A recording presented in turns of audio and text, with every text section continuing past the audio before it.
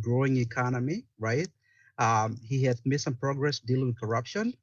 We got this new system, and within 10 years, we've gone from 2 trillion in debt to almost 11 trillion, and we have absolutely nothing to show for it, right? Most of that money has gone to people's pockets, right? We have a culture where, people are either going into office, stealing 20, 30% of the budget, and then the rest of it gets paid to people through salaries, through some ridiculous, allowances, and, at the end of the day, there's nothing to show for it, right? And so we need to demand more. We need to demand better governance. And I will say that our problems can be boiled down to a few things, right? I want to try to be brief, but our first issue is that the system of government that we have is not serving us. It's not reasonable, it's not sustainable, and it doesn't make sense, right?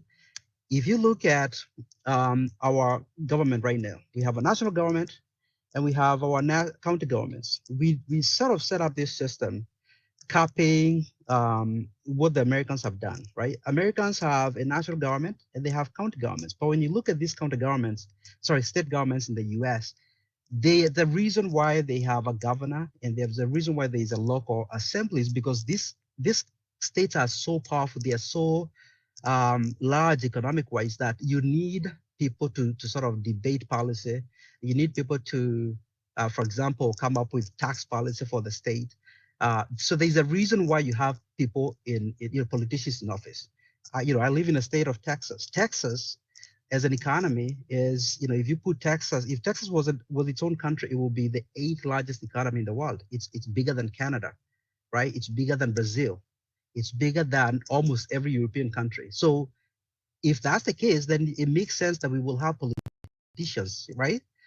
But when you look at Kenya, right, if you copy that system and you go to a place like Lamu, there is almost no economy, right? I just posted yesterday, Lamu has 143,000 people and it has 19 MCAs. It has a governor, it has a deputy.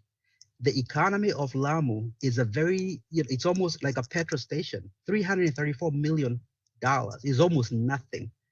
In fact, if you take your Carrefour in somewhere like Nairobi, it has a bigger economy than Lamu, right? So we just copy these systems without really thinking through whether we need them, whether they are serving us. Like if I ask you right now, if you live in Lamu, what does your local assembly do? What do they do all day? Right? They're not serving you. There's no purpose that they serve because there's no economy to be run. But we go and copy these systems. We come in, we put in a governor, deputy governor, we have a local assembly.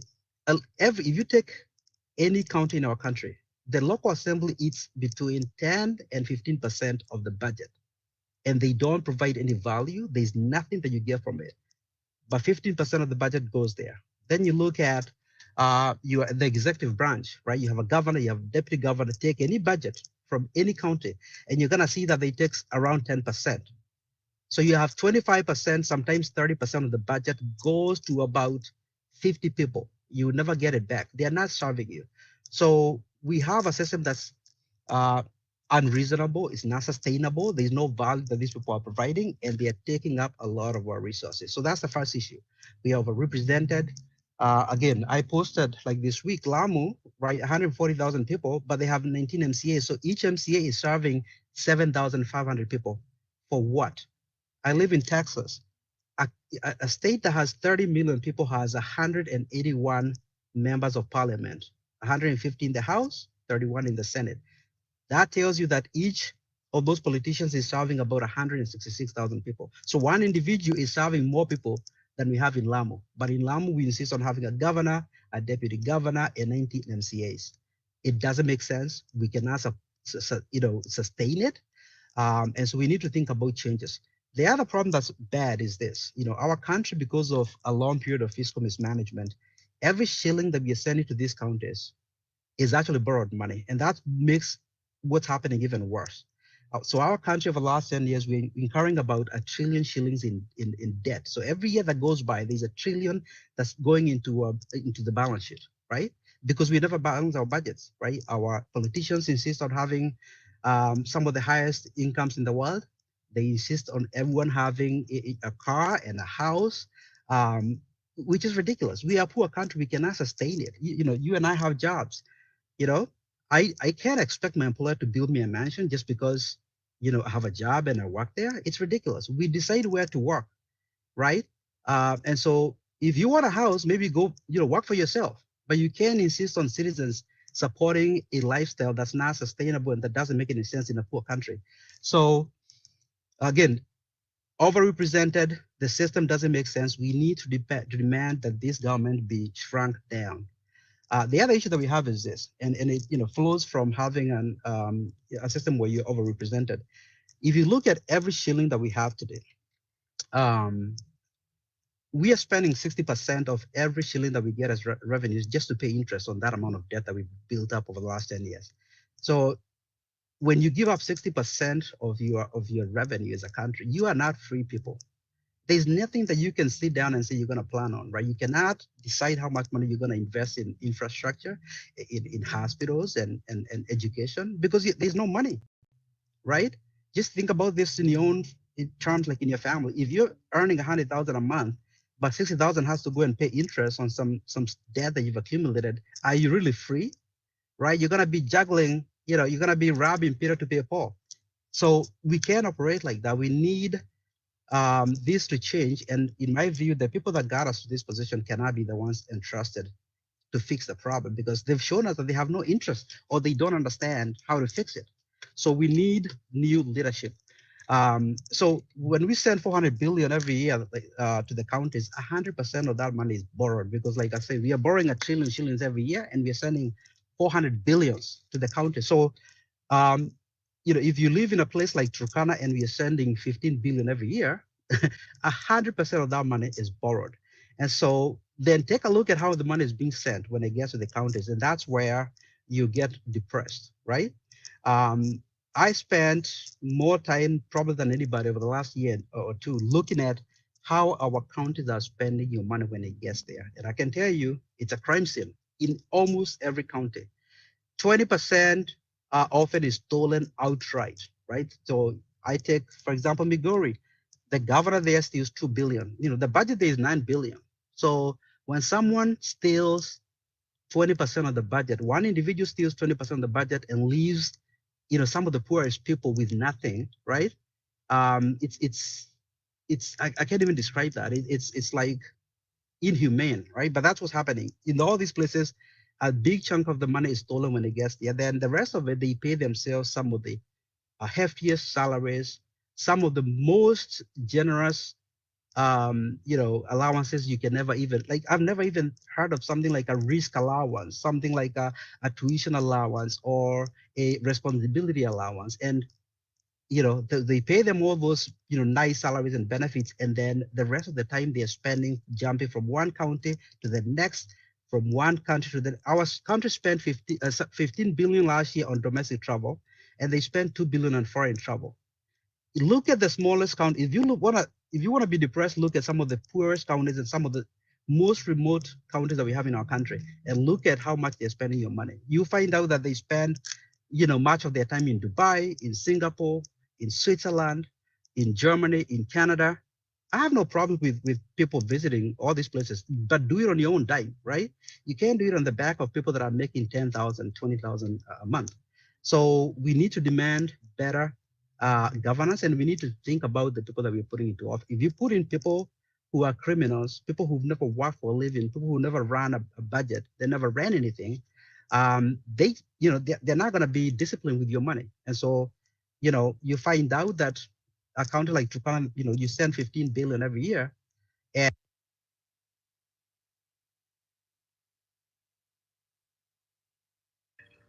Ronnie, are you there? We lost you.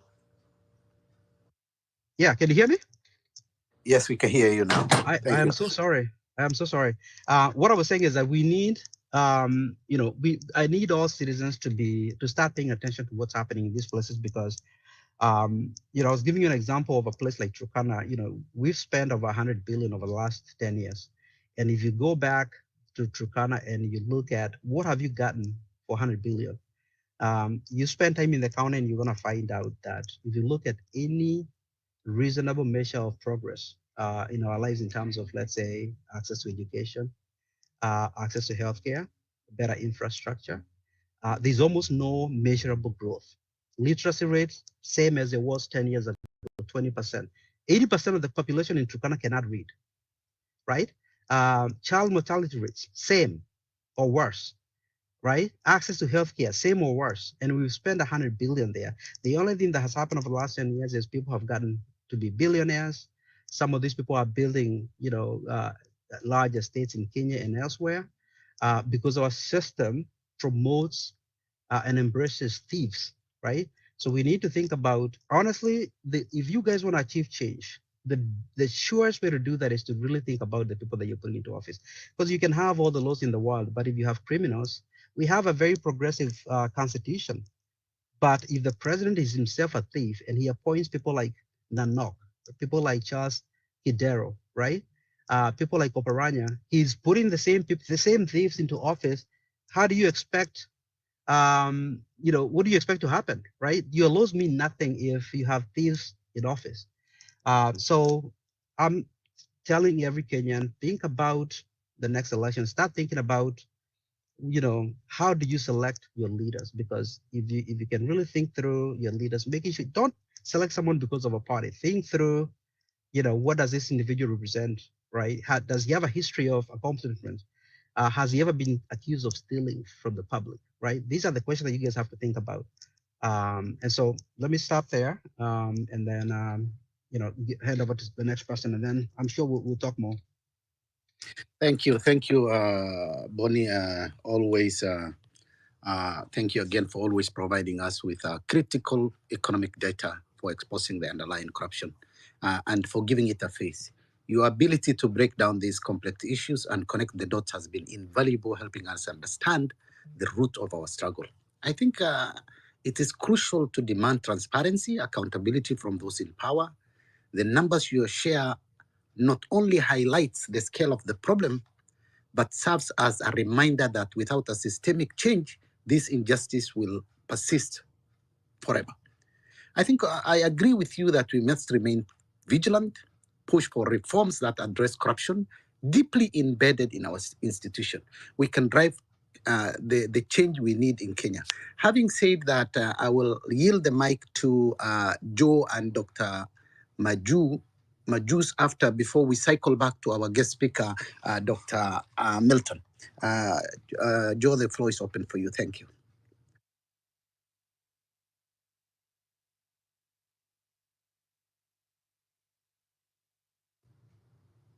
Joe, can you hear me? Okay, Joe can't hear us. Dr. Maju? Oh, I can hear you. Okay, Joe, Maju, we come back to you. Thank you, Joe. All right, all right. Thank you for giving me an opportunity to make a comment or two on your space.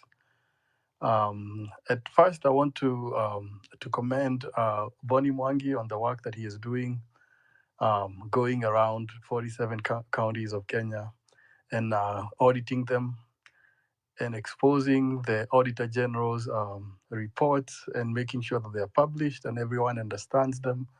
Bonnie, keep up the good work. I think as a nation and as young people, we need to take this a step further. After these guys have been exposed, we should be asking ourselves, what's next? We've exposed the corruption, and I know we all come from a diverse background. Those of us who have degrees in law, we need to start, filing lawsuits against some of these people, because some of these people being exposed for their corrupt deeds, they have not covered their tracks. They are exposed, and the only thing they have is time. If you give it more time, there will not be, maybe evidence will get to disappear, and we need to sue them. We need to file lawsuits in court so we can sue them as soon as possible. Like right now, folks from Machakos, they should be organizing and maybe an impeachment motion against their governor for being found with over £4 million, trying to deposit £4 million in a UK bank, money that belonged to the people of Machakos County. The MCAs of Machakos County right now they should be meeting, even if it's on a Sunday. They should be meeting and discussing, because that is an impeachable offense, and someone from the EACC, from the Ethics and Anti-Corruption Authority, should be arranging, or someone from the DCI. They should have already traveled to the UK to make sure that they handle that evidence correctly. They bring the money, they repatriate the money back to Kenya, and they repatriate that governor back and charge her in a court of law. We are very lenient when it comes to corruption, but when it comes to petty offenses, we are very brutal with those people who do those petty offenses, and it's high time that we start seeing corruption as it is. It is an act of terrorism. Corruption is war. When someone steals over £4 million, over 729 million shillings, meant for public, infrastructure issues. That is someone who is taking a lot of money from your healthcare, someone who is taking a lot of money from roads, someone who is taking money from the education of your people. This is essentially someone who is trying to kill you, someone who's trying to make sure that you remain as poor, and they don't care. And right now in Kenya, corruption does not respect gender. When Kenyans voted in the 7 women governors, we thought they were going to make a change.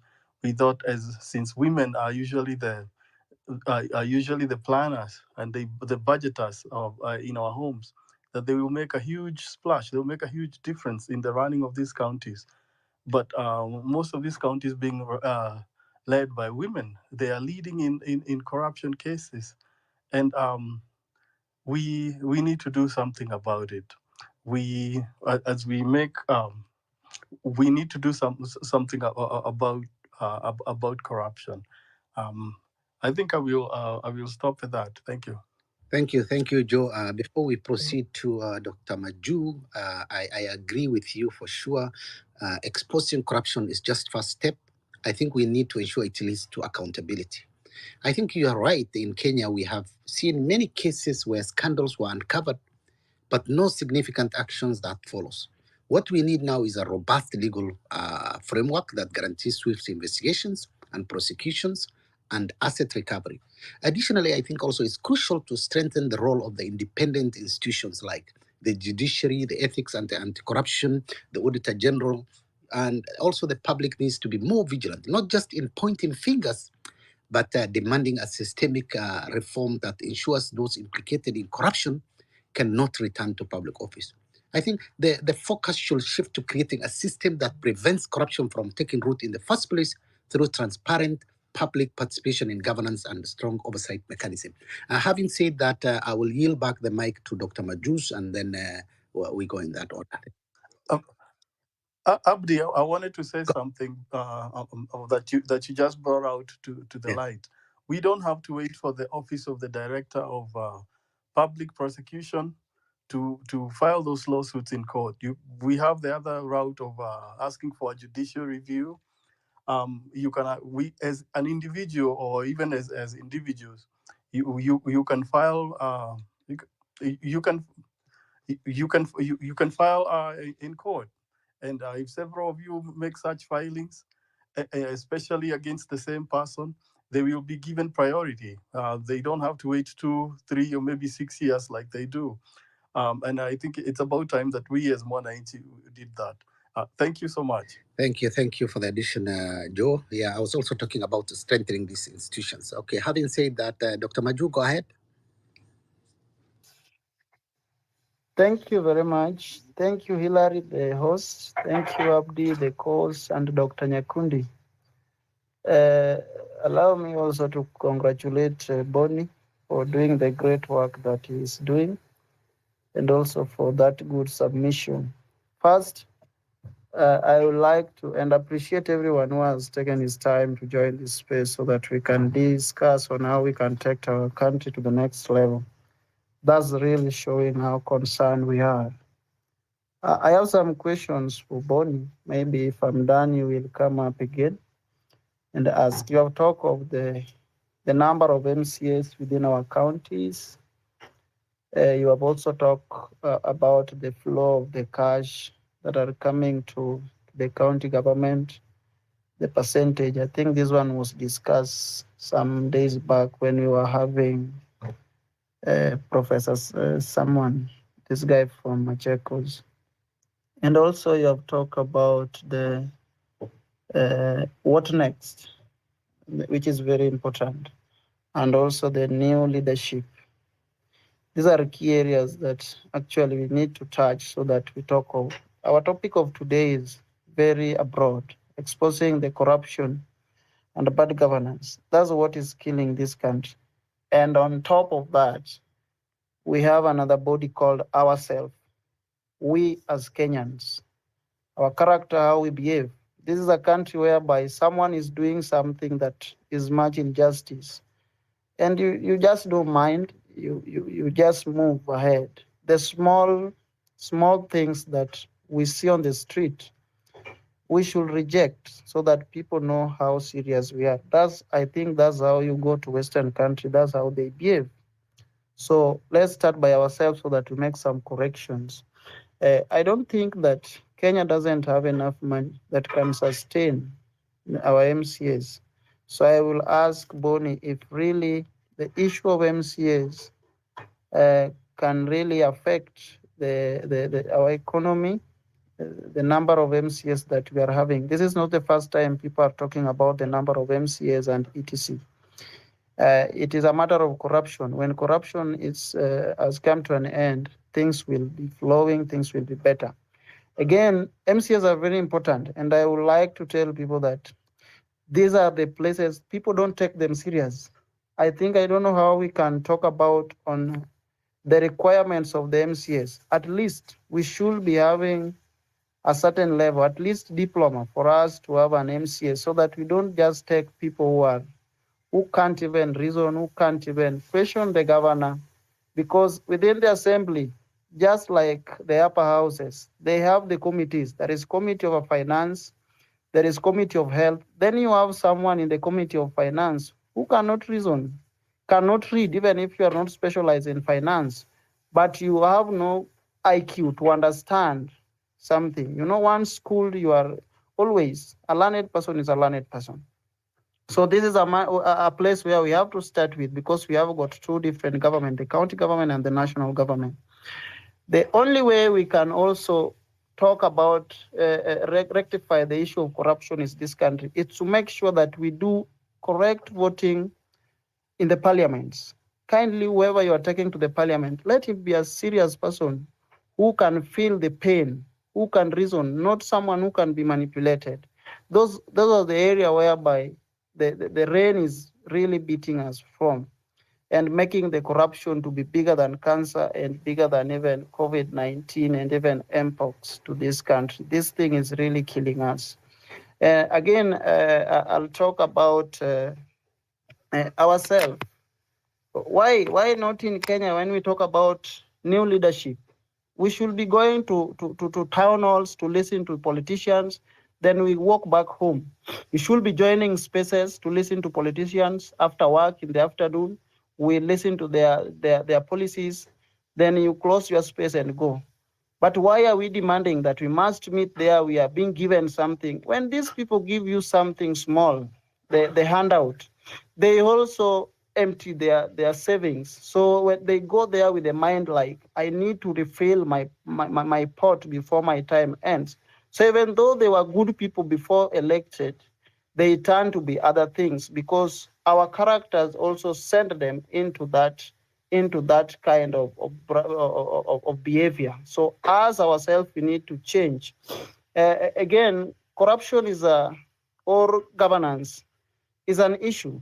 In this country, is an issue. I know some of the counties whereby you sit in a meeting with the CC, health, and people who don't understand anything. Even if you have a donor, they speak things that will send donors away. So you wonder which kind of country is this? Those are one of the things that we need to consider. The governance must also stop rewarding people according to how they participated during politics. That's another issue that is really killing us. That I look at what happened just the other day. Why will we remove Owalo, then we bring Wandai? And they all come from Nyanza. And from Nyanza, if we talk of unity and doing what. Why? Means there is a reason. There is a reason why you are bringing such people. So we should put all those ones aside and then focus. Those are the things that are really hindering us, and we need to make some changes on that. But I would like to borrow from or talk about what Kibaki did. Somebody talked about it here during coalition government. Kibaki closed all the taps of cartels and corruption. And at least we were making a step to a certain place, to an extent that you can feel this is a country. During Kibaki, life was a bit cheap compared to now. Even if you talk of a debt, Kibaki left us in 2 trillion. Boni has talked about it here. But life was better. Why now? Means we have a lot of money, but the corruption is making some few individuals to have all this in their pocket. So if we want to make a change, if we want to expose corruption, let's stand up and speak. Speak for everything that it is bad. Speak for everything, and speak through your leaders. Speak through the voting. Whoever you are voting, be it an MCA, be it a senator, be it a MP, we have to do something. Again, on the law society. Our law society is rotten. I will request Larry one day you bring Faith here so that we talk to them. What are they doing? The cases that we are having are taking decades for those cases to come to an end and we get justice. So we have to do something over there so that we can follow the right direction, whereby we don't need to wait for EACC, we don't need to wait for the police to arrest such people who are corrupt. We can sue them in the court of law, then we get justice that directly. Because when we wait for these bodies, these people know each other. Once that corruption still exists, they will bribe so that they slow these issues. I remember the EACC team walk to the counties when they want to get money. They threaten you with an issue, you will give them money. So they come each and every financial year, at least to show up so that they get something, but there is no justice. That's what I can say for now. I hope I'll come back again to contribute more as Boni give answer to the questions that I ask. Thank you. Thank you, Dr. Maju. That's really true. Before I circle back to Dr. Milton, our guest speaker, and then to Bonnie, and then we can give the mic. There's a lot of requests, and we'll be giving the mic to the speakers who are waiting. Thank you. I will also sample a few comments from the speakers. Let's see. I have Albo. He says there is no goodwill from the top. If the head is rotten, don't expect anything good. We have to be wise during elections.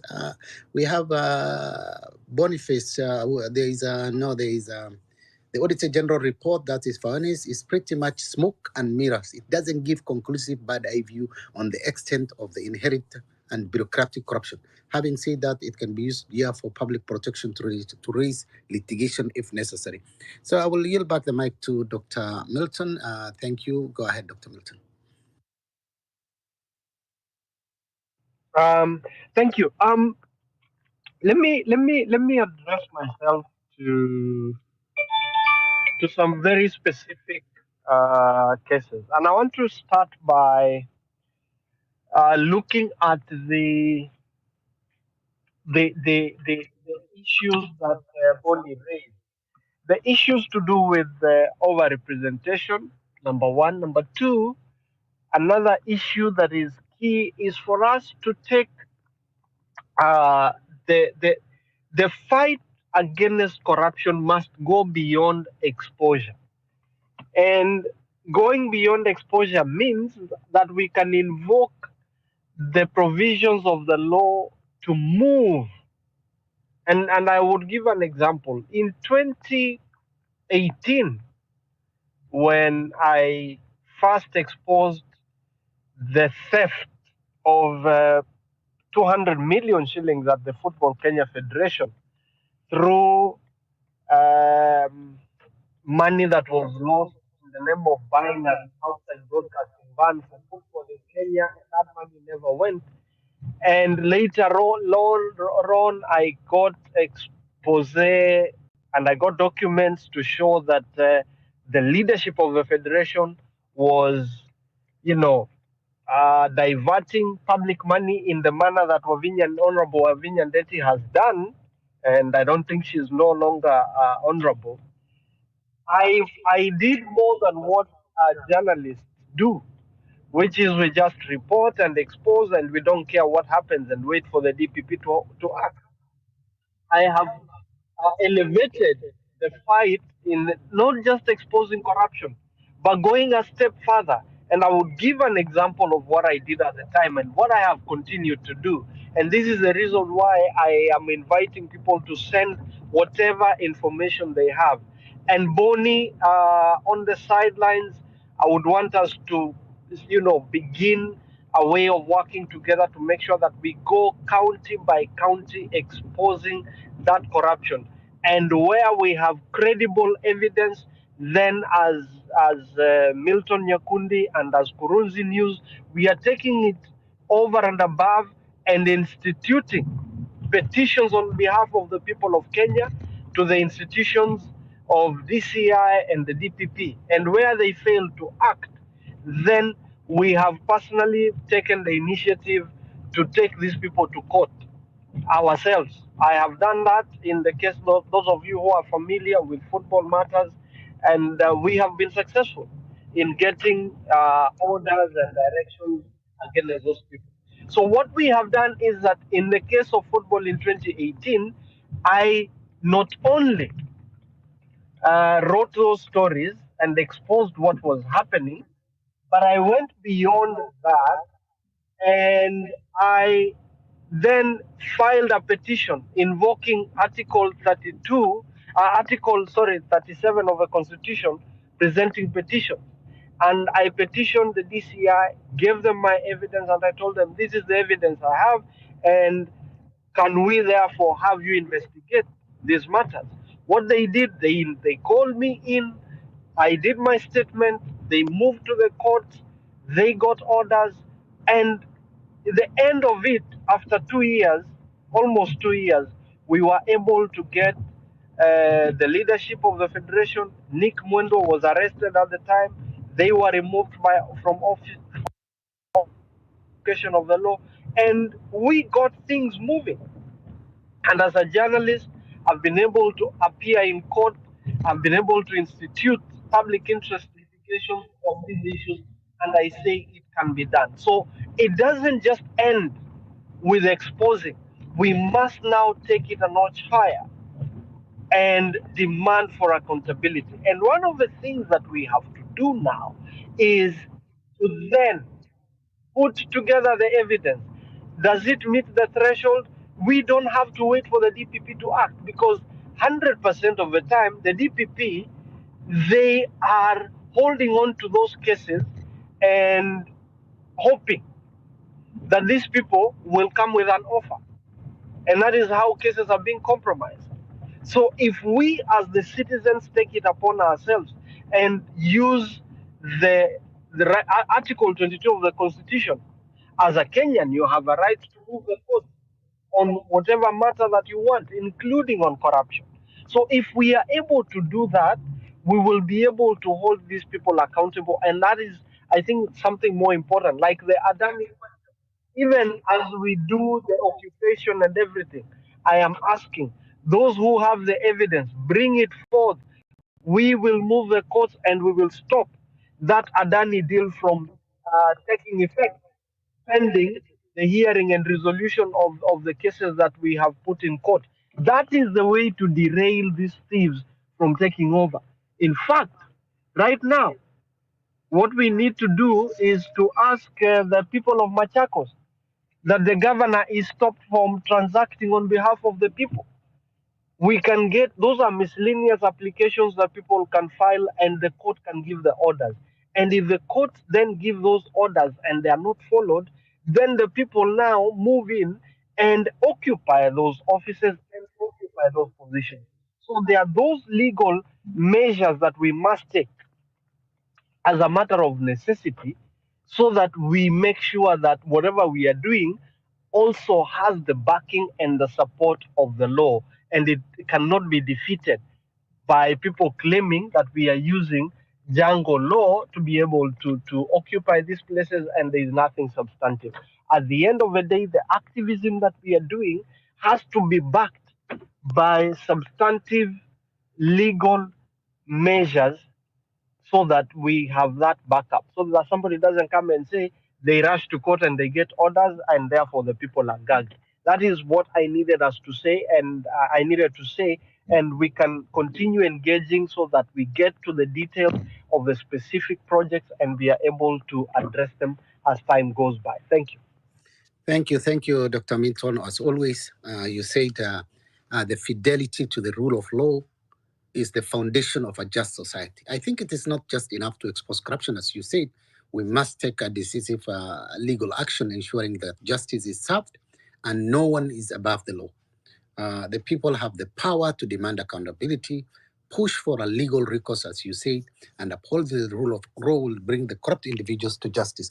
Thank you. Having said that, I want to bring also, as we say, that it's all about exposing corruption and bad governance. Is crucial step towards achieving accountability. There are a few examples that can guide our conversation today in this space. There is the Adani airport lease deal, the proposal of a stake in the Jomo Kenyatta International Airport to Adani Group, I think, has raised concerns about the lack of transparency, potential undervaluation. Many suspect the deal could result in a loss of public asset for public gain, valued at billions of shillings, with specifics remains unclear due to lack of transparency. Concerns also resolve around national security and monopolization and public interest. This is one, and there are many others. There is the Aurora and Kimorer Dam project. There is a Galana Kalulu project built as a flagmanship for food security project. This was supposed to transform Kenya food production. However, it is just a white elephant project due to mismanagement and corrupt procedures. Money valued at 7 billion spent of intended 14 billion with minimal results. There is the standard gauge railway, which we even don't know up to now. Key infrastructure development criticized for being overpriced, with inflated cost and questionable procurement procedures. The long-term loan with China have also raised flags about debt repayment, and that's where we are also going to a debt distress. It's about 327 billion. I think was involved in this project, and it was inflated to 447 billion. I'll leave Bonnie to talk about them. All this, and then there is the KEMSA issue and the KEMSA billionaires and millionaires, the Eurobond scandal. The list is endless. The NYS scandal and the Lapset project. All these are projects that are Thwake Dam project. The Hustler Fund. We can talk as many as we can. So I think these are projects that have been there. And I will yield the mic to Bonnie before we give the speakers. Maybe I will give to Mzalendo, and then we'll cycle back to Bonnie. Thank you.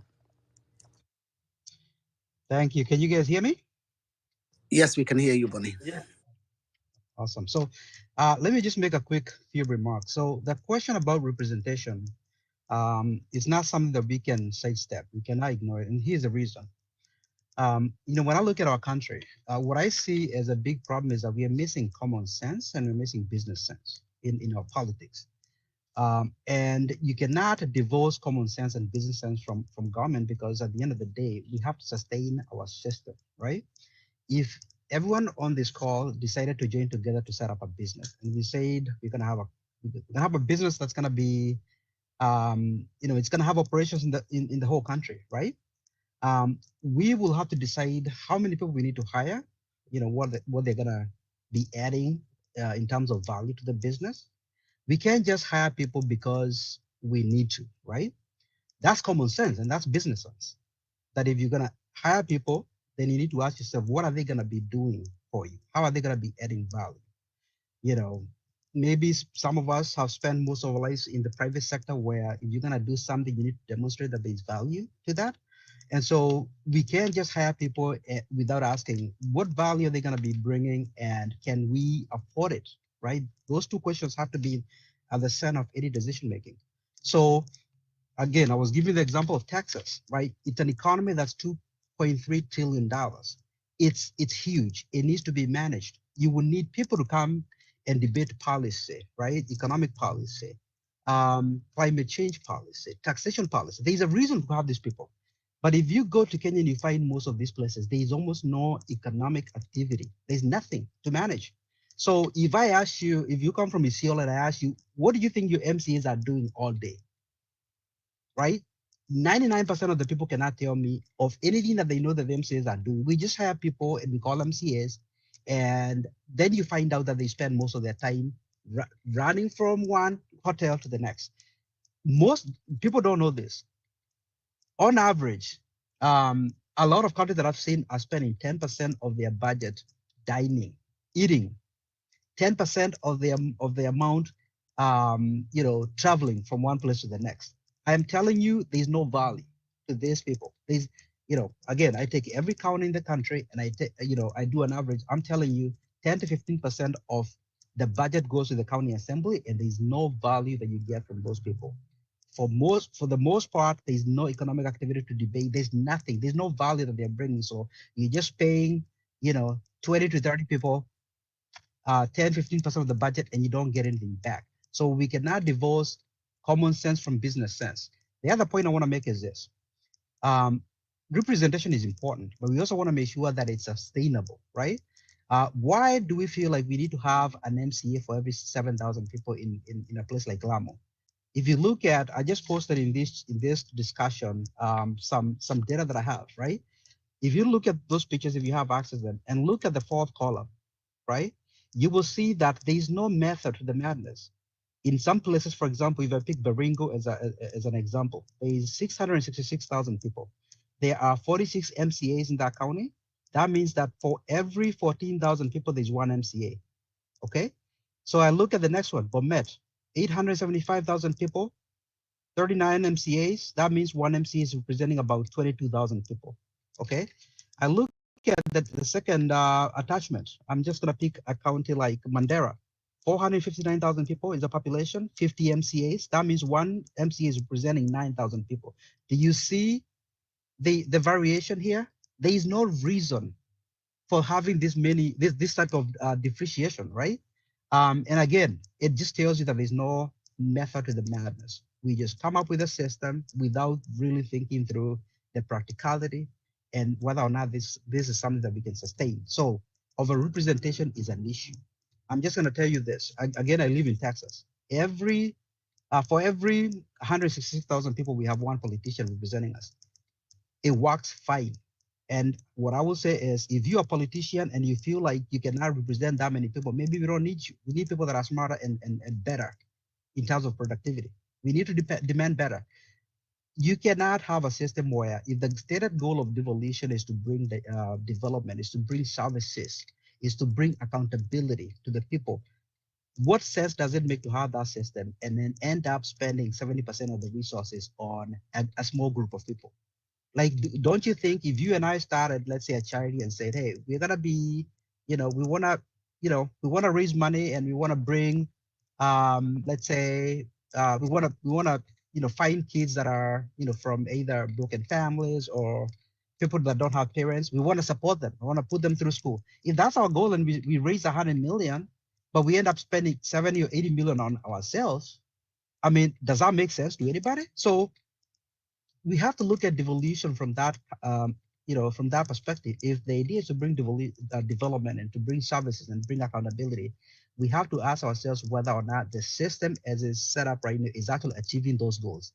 And my analysis that you guys have seen tells me that we are not actually doing that. We are not serving anyone. We're just serving a few individuals. So we cannot divorce the issue of representation, the fact that it's taking up a lot of the resources and essentially allocating it to a few people. We cannot divorce that. That's an important part of the discussion. And particularly when you couple the issue of overrepresentation with the fact that our politicians in our country are some of the highest paid politicians in the world. If you look at global compensation for politicians, Our politicians are the second highest paid politicians anywhere in the world when you consider the size of our GDP. So our politicians in Kenya make they are the second highest in the world, higher paid than, for example, politicians in Texas, higher paid than politicians in Switzerland and Germany and any sort of first world country you can think of. We pay them more when you consider the size of our GDP. What value do we get for that? Right? So you have overrepresentation, and then you have a ridiculous system of compensation. That's a recipe for a disaster, and it's not sustainable. And there's no reason to tell me that a governor of a place like Migori should earn almost 200 times the average income of the person in that city. Like, if I'm your governor and I'm earning 200 times the average citizen that in that county, doesn't that tell you there's an issue? I live in Texas, right? The average income here is about 80,000, right? The per capita income. The governor of Texas makes about $153,000. So it's almost twice the average income, but it's not 177 times or 150 times, right? So we need to change compensation, because then you start attracting the right people, so that someone is not looking at going to government as a method to achieve wealth, right? You bring in the right people that know what it means to be public service. You don't go into public service to become rich. You go in to serve people.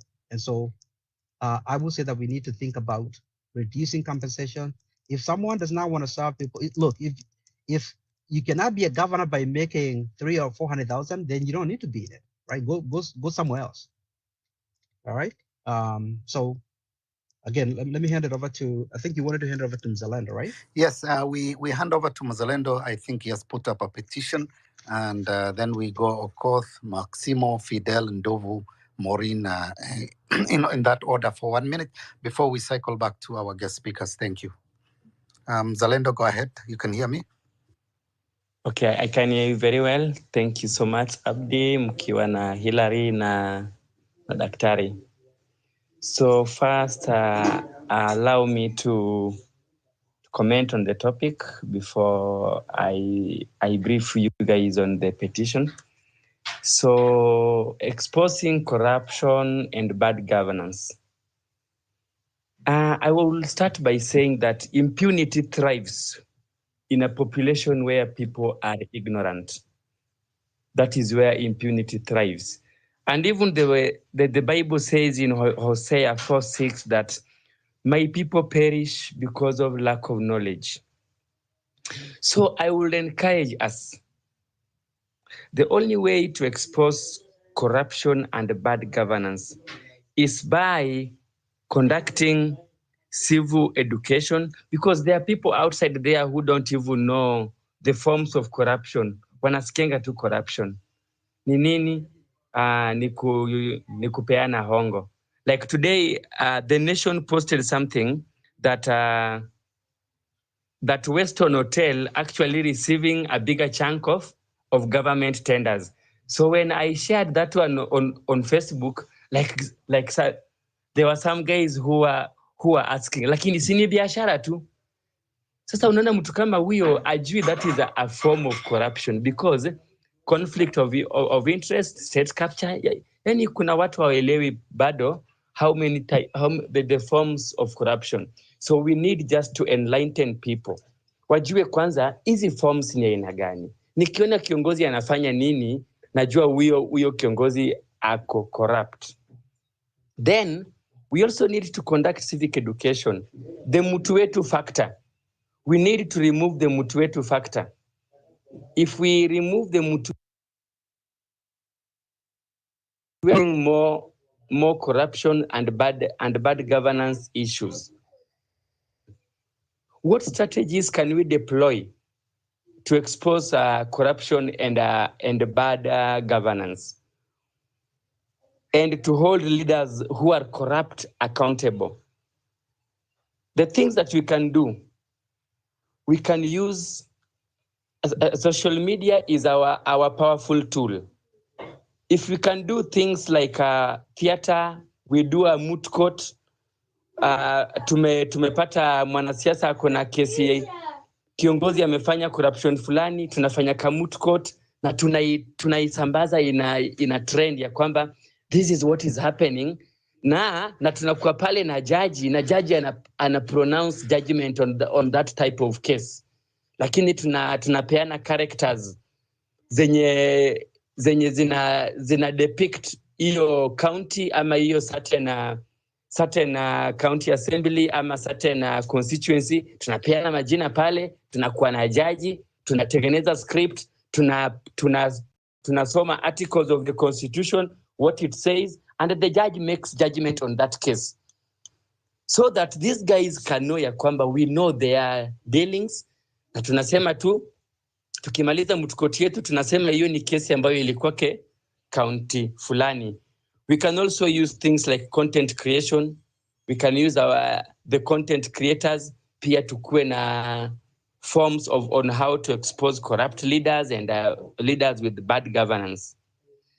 Now, just allow me to touch a little bit on the petition.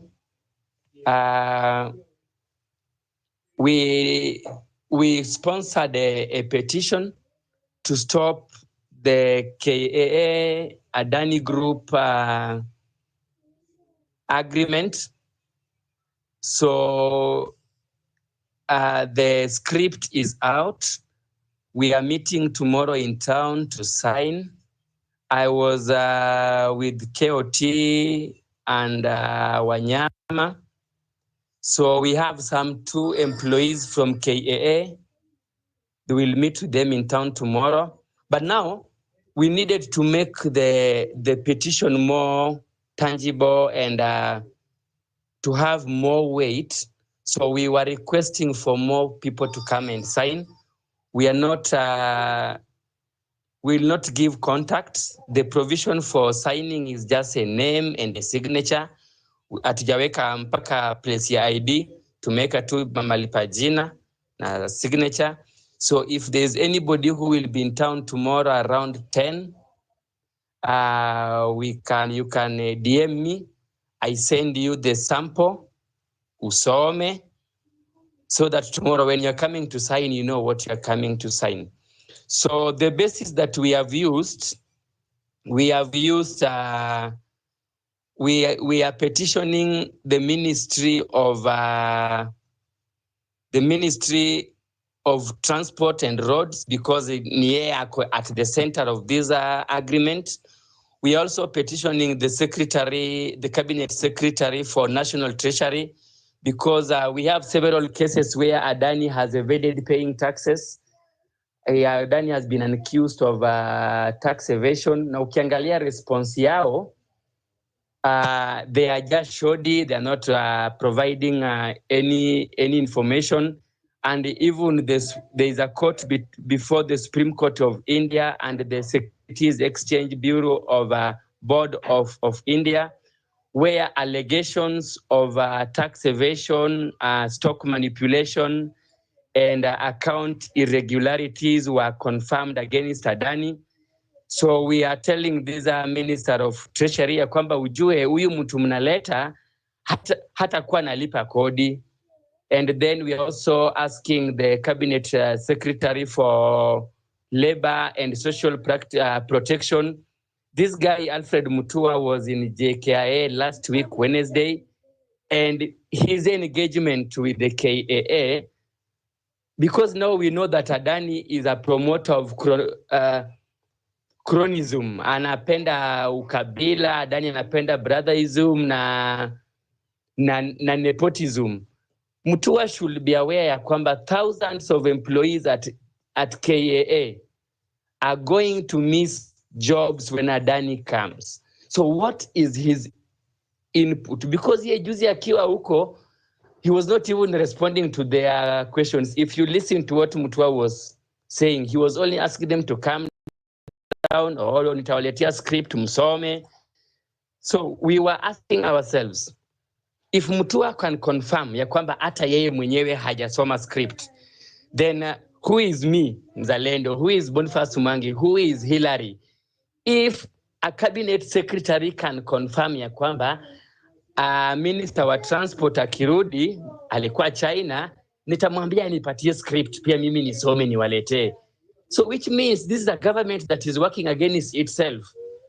This is a case that is concerning the Minister of Labor, because more than thousands of people could lose jobs. Nata he's not aware of what is going on, which brings us to our first concern: lack of proper, fair, and transparent public participation. Maybe it was not conducted, and if it was conducted, it was not fair, because if a cabinet secretary in this government can confirm ya kwamba hajasoma the script of the agreement, then it means either there was no public participation done according to Article 227, or it was done in a manner that was not transparent and in a manner that was not fair. And also, we are concerned about the means of communication. PPP Section 3, subsection 315 requires proper communication to unions, employees, users, stakeholders. But if you hear what Mutua was saying, Mutua says ya kwamba people are acting on hearsays. So I will go and ask the minister concerned to provide you with available information. Can you meaning even just land? Yes. Okay. Thank you. I'm landing. Meaning even the Union Kenya, the cow are not aware of what is going on. Nothing has been communicated to them.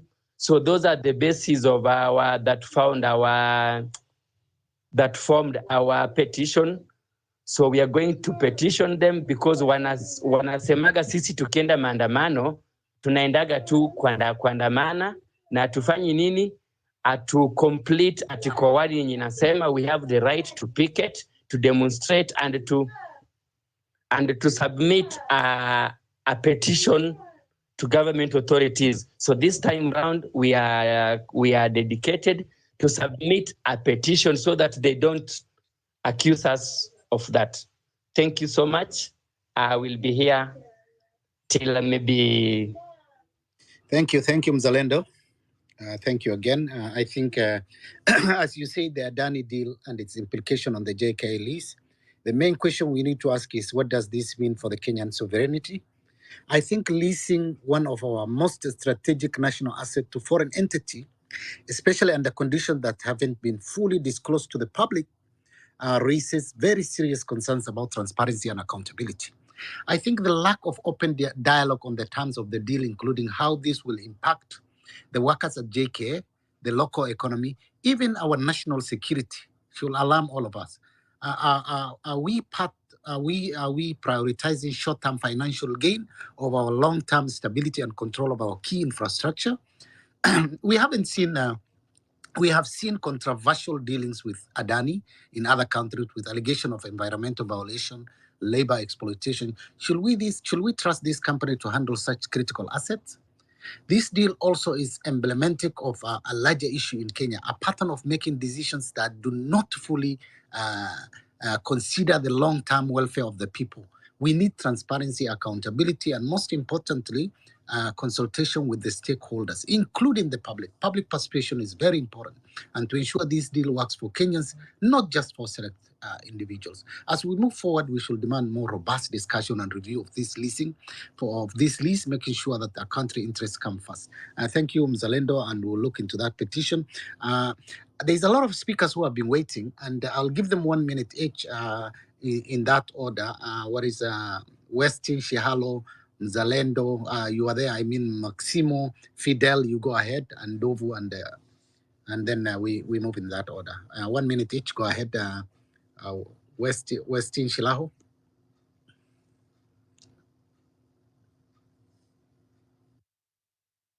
Fidel, go ahead.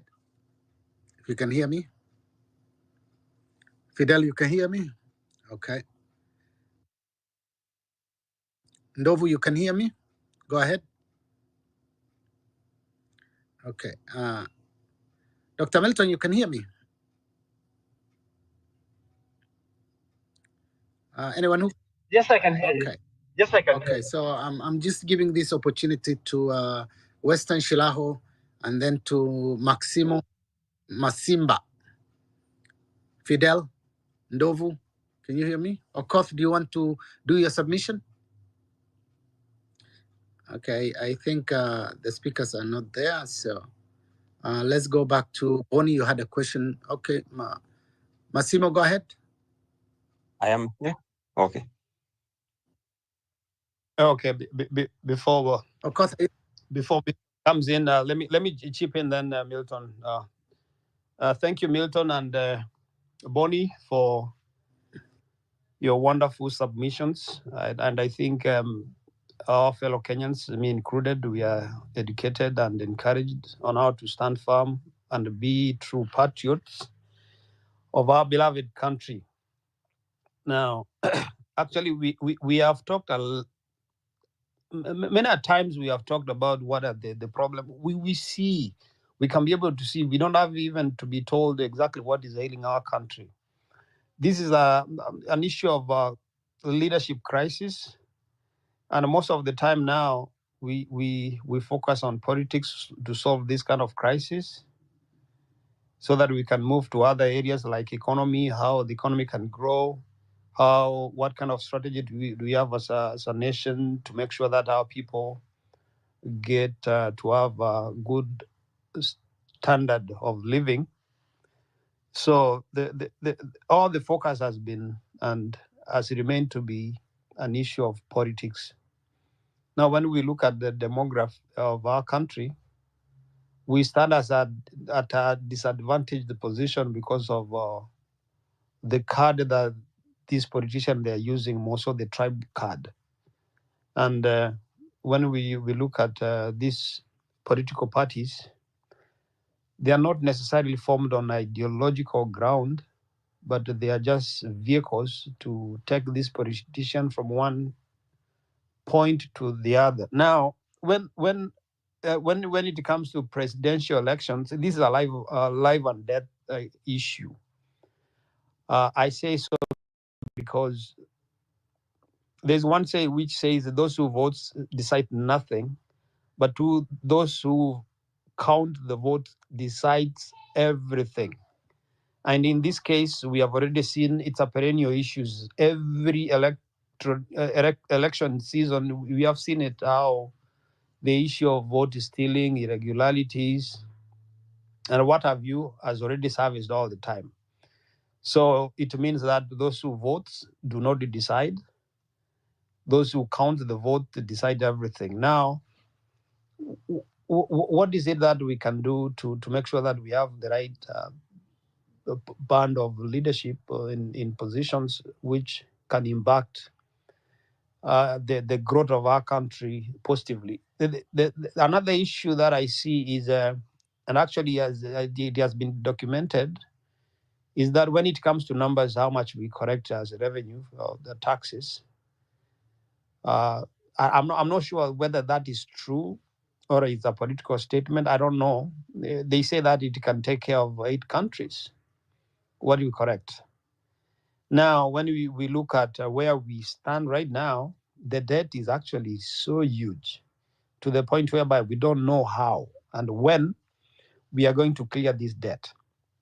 All the time, as long as we are in this monetary system, which is fiat, countries, they are printing money, and also the US, which is the owner of the dollar, then we find like even covering the ground in terms of paying those debts in the tune of 11 billion, the trillion actually, it becomes a huge task. And then we'll be ending up every election cycle, we are recycling hope, a politician coming in and telling us, oh, this is what we are going to do. And when they come into the office, they are just static. They don't know exactly what to do.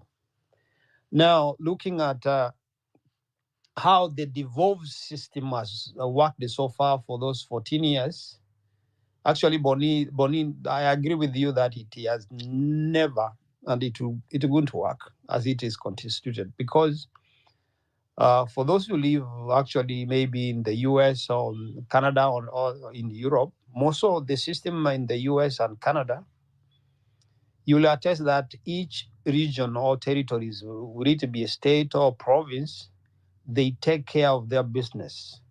They collect taxes on behalf of the federal government. So, for example, in Canada, they do 13% in Ontario province. They forward or they submit 5% of that correction to the federal government. The 8% remains within the province, and then that money is budgeted for the specific things that is unique and needed within that province. So those territories, they have unique needs which are not necessarily the same, but how they do their revenue streams, how they collect the revenues, they don't really necessarily depend on federal government. But in our system, you find that the county governments, they are totally 100% depending on the federal government, on the national government to disperse funds.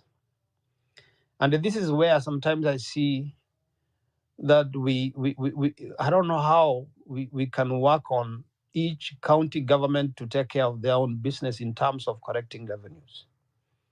So that if a governor is not collecting the revenues, you find that other counties which are efficient in terms of collecting revenues, dispersing and arranging, or planning for their development, they are growing.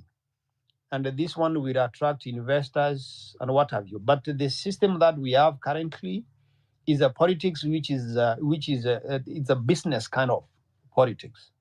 It's commercialized. The only way that you can do well in life is to be a politician, which is not necessarily the case. It shouldn't be that way, anyways. The politician should be the people who go to represent, and when they go to represent it there, they are servants, not served as kings. The way we respect this politician, the way they come and talk, and then we celebrate what they are talking, even if they are talking nonsense. It is something that is really wanting also in our mindset as a people. So sometimes even me suggesting that we have to go to the parliament and then change the leadership, sometimes it doesn't work, because we have already seen how we are recycling these leaders. We get new leaders, they go in there and they get corrupted. Sometimes it's very hard. Let me tell you, brothers and sisters, about truth, the success does not come easy, will never be easy task. Building a nation, building anything that you have to build, it has to be strategic. Destroying it, necessarily, you don't need the strategy to destroy it.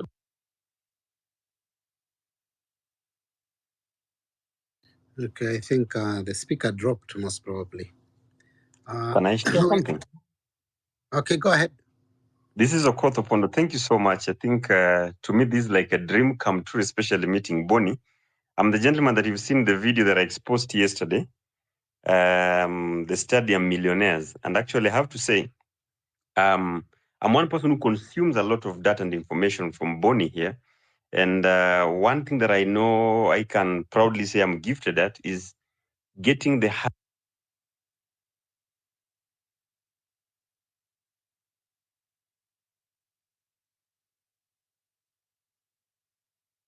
Sorry, I don't know why we are losing speakers. Can you hear me, Dr. Milton? Hillary? I don't know, we have been losing speakers here. Yes, I can hear you. Okay, I can hear you. I don't know, speakers have been dropping. Can we have Rob speak? Yeah, mine will be brief. Just 1 minute, yeah. Okay. Okay. Can I go ahead? Or Yes. cool. So mine will be brief. When I think about this whole corruption discussion, it's all about money going from a government account to an individual's private account somewhere. However, whatever route it uses, whether it's from the government to a contractor, from the contractor to the politician's account, whether it's from the government to some lawyers, from the lawyer back to the politician's account.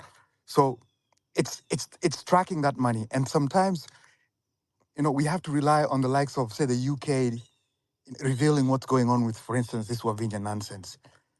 We also have our own laws that can do that. So we have that act from 2009. I think it's the Proceeds of Crime and Anti-Money Laundering Act, which requires financial institutions to report suspicious activity and also money crossing a certain threshold. So now where do they report it to? They report it to the Financial Reporting Center. So we do have an organization or a center that collects this data. So the data is there with regards to all this theft. Somewhere, someone has this information that so-and-so on a certain day deposited a huge amount of money. Now, the only thing is now going back to the earlier discussion from Dr. Milton of, what next? Because we talk about this corruption ad nauseum, constantly talking about it. We all have these examples, but what do we do next with all this information? It's going to an organization like that Financial Reporting Center, and it's really kind of they lie low because I think they know what they have and they don't want to ruffle feathers, but they do have all that information of all the money we complain about.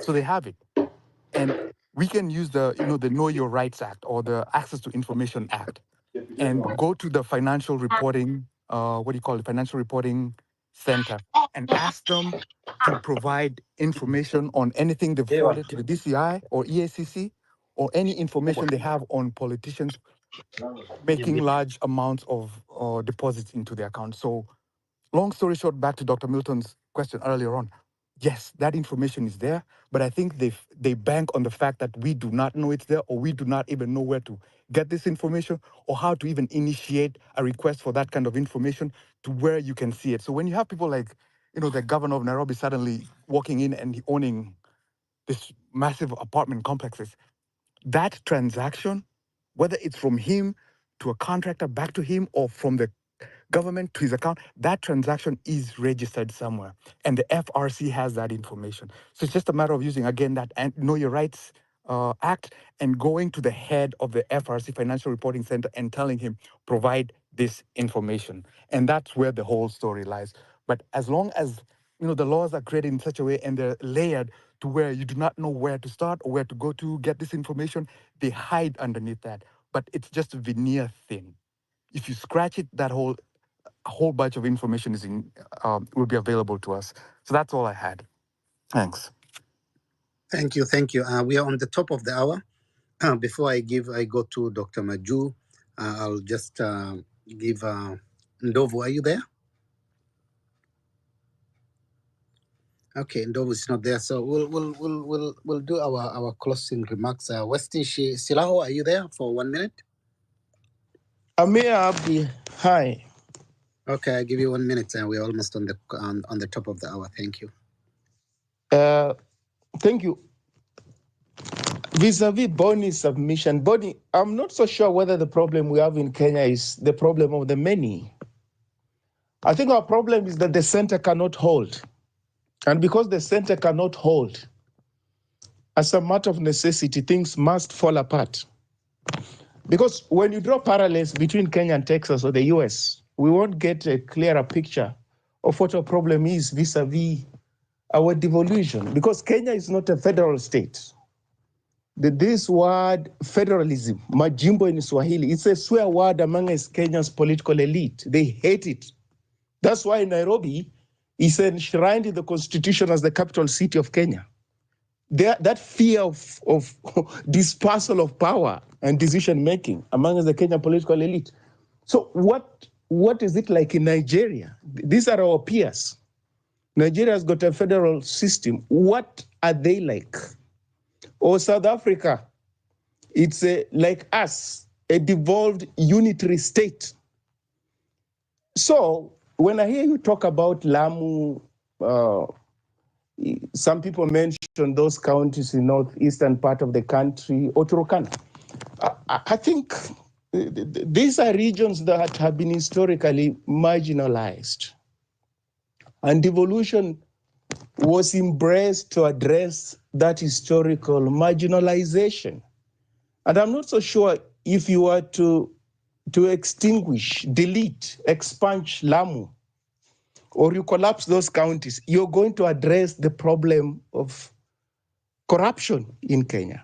You won't, because before there was the provincial administration, and still the government could not account for money, could not account for national revenue, could not roll out development programs. There are only 8 provincial provincial commissioners who are accountable to the president.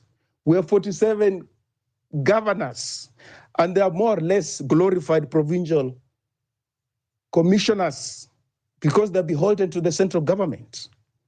So our problem is not that we have many counties. Our problem is, I use the analogy of a train. The locomotive must be powerful enough to pull those other coaches, those other buses. The central government, the national government is dysfunctional. So as a matter of fact, county governments will be dysfunctional. They'll be mired in corruption, just like the central government. Because how much do they receive? 15% of the national revenue. The rest remains at the center. Do they account for it? They don't. So why don't we go full throttle and say we want a federal system of government and see how does it work? Well, I'm not so sure whether that can pass even through a referendum. If you're listening, Kuria wants their own county. Mount Elgon people want their own county. Kitui, they want their own county, and it goes on and goes on and on. So we have got this perverse notion about inclusivity. We think that inclusivity is about creating positions for the political elite, and it's not about the people of Kenya. You can have a unitary state and still achieve inclusivity. You can. South Sudan, it has got states. It has got states, more or less like a federal system. How do they fare? They have got massive problems as we do. Even South Sudan itself, as a country, it seceded from Sudan, running away from challenges of governance. It's betraying the same challenges, the problems we have with this county governments and devolved units. So my take, Bonnie, is that the problems are systemic, institutional in Kenya. So whether you reduce counties, you collapse them into states like Nigeria or South Sudan, because I think those are closer home as opposed to the US, because Texas dwarfs the entire Kenyan nation state.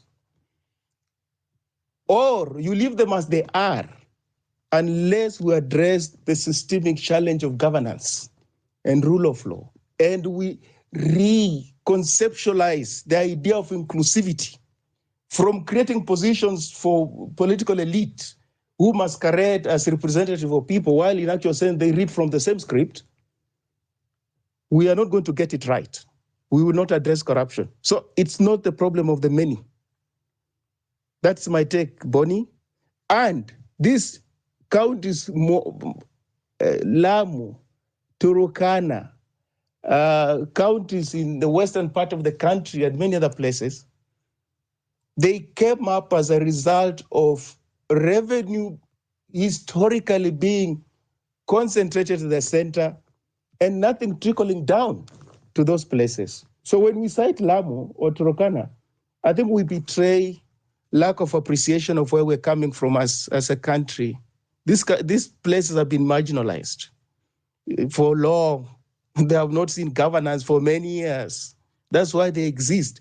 And therefore, they will tell you, if we're dysfunctional as Lamu or we're dysfunctional as Turkana, what has got Nyeri to show for their devolved, county government, or Kiambu, or those other ones that are close to Nairobi, or even Nairobi itself? What do they have to show? Their governors are corrupt. The MCS are corrupt. People are complaining. So it's not, cherry picking. It's a comprehensive approach to our society, our governance system as being dysfunctional and rotten. And I have been in places where somebody says, no, we don't need Togo or Eswatini or Lesotho or Benin Republic. The small Eritrea, small and viable countries in Africa. They must merge. Eswatini and Lesotho merge with South Africa Togo merged with, is it Nigeria, Benin? No. But the question is, does Nigeria work to absorb Togo or Benin Republic? Does Kenya work to absorb some other small country or Tanzania or Uganda? They don't. So it's not about size. It's not about many. It's about governance. And I think we have to focus on that. So if we go to a referendum to reduce these counties, I can tell you for free, the political elite will have their way. And what will they come up with? They'll come up with even more layers of bureaucracy. Deputy prime ministers, I don't know how many vice presidents, and what have you. Those are the things they'll come up with. They are not going to, they will actually mobilize along ethnic lines. That you see what? You people, they want to take away your county, Turkana. Are you going to allow it? So you think people in Turkana will vote that Turkana ceases to exist? No, they will not. People in Lamu will vote that Lamu ceases to exist? No, they will not. They won't, I can tell you for free. So they won't reduce, but they will come up with more layers and burden Kenyans. So this central government that is dysfunctional is the root cause of our problems.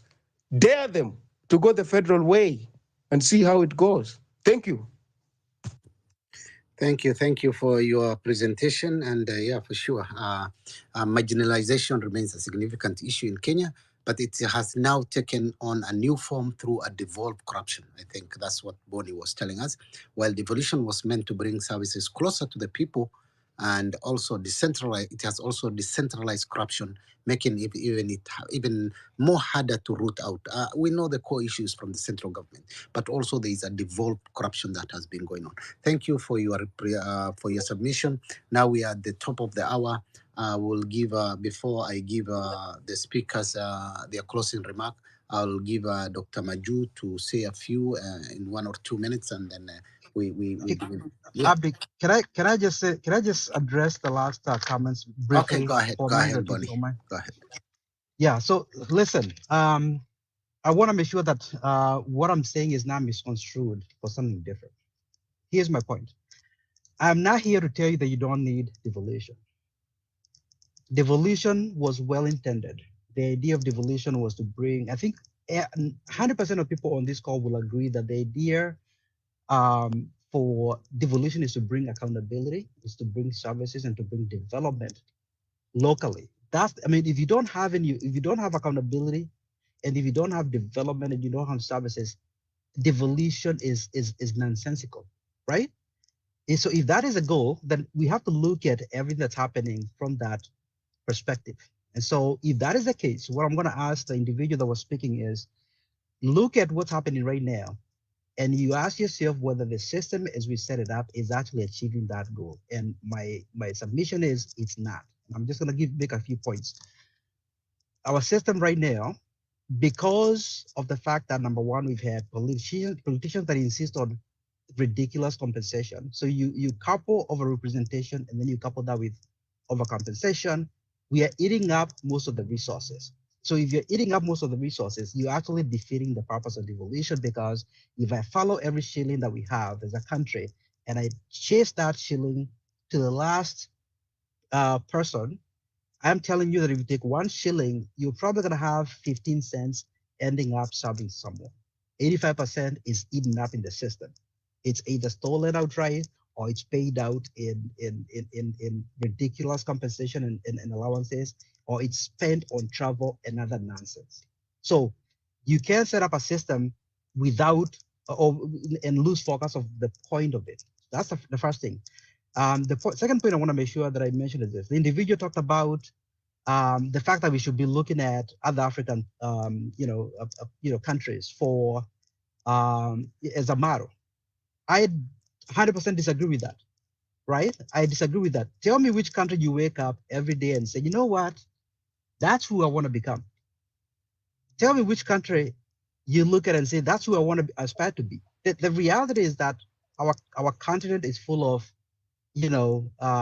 countries that are struggling with governance. They are struggling with doing things that don't make sense for where they are. We took this system of government that we have right now from places like the US.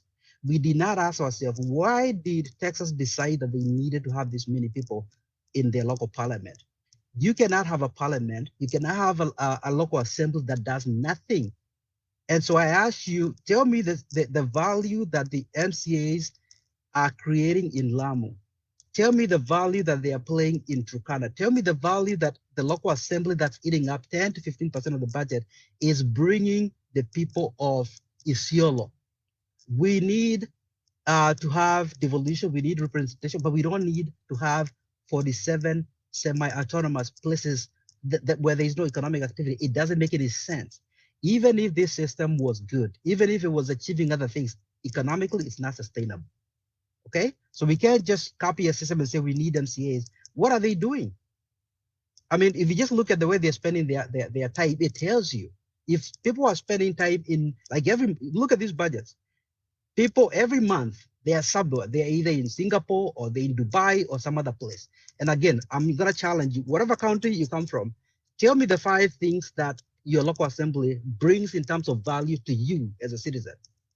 Let's start there, okay? So we can't just do things without asking, what are they actually doing, right? Are they serving anybody?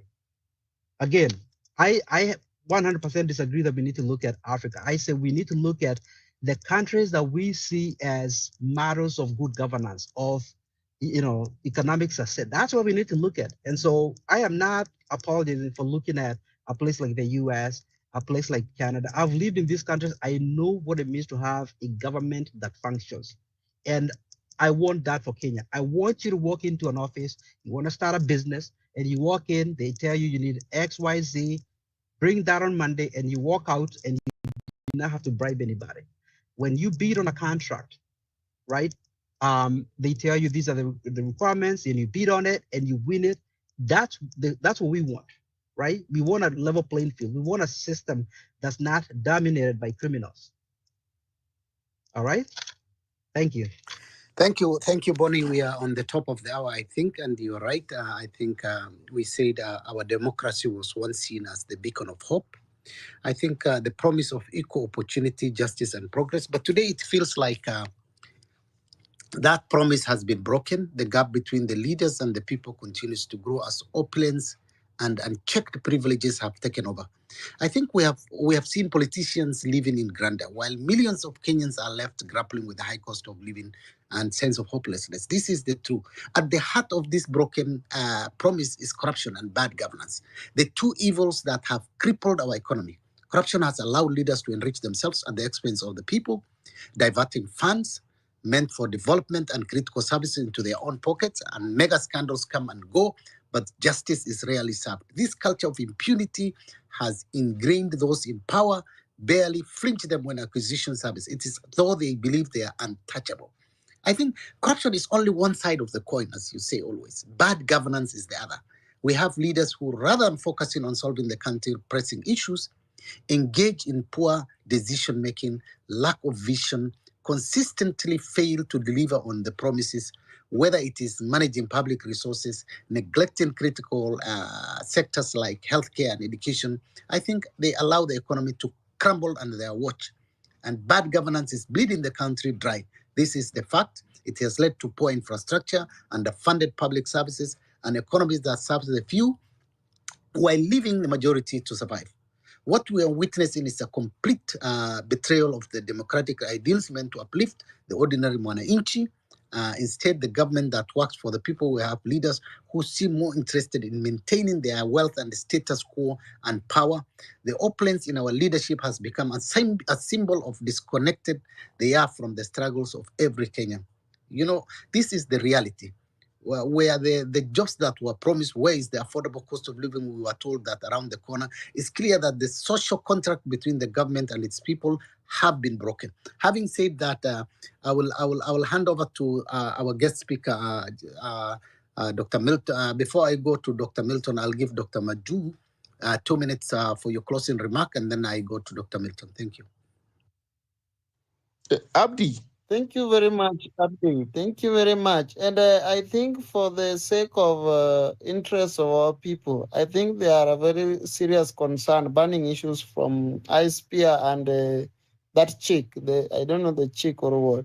So if I consult with the host, can you add us some minutes so that we have these two hands considered? Then I make it. Then Daktari Nyakundi, come up.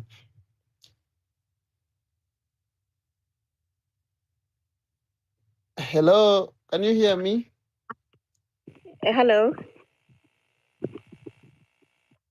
Okay. Our host has agreed with us. So let me have the check first. The course you can give the check, then I fear that West, you had a lot of points. Then I see if I can come up. Then we call our Dr. Nyakundi to wrap it up.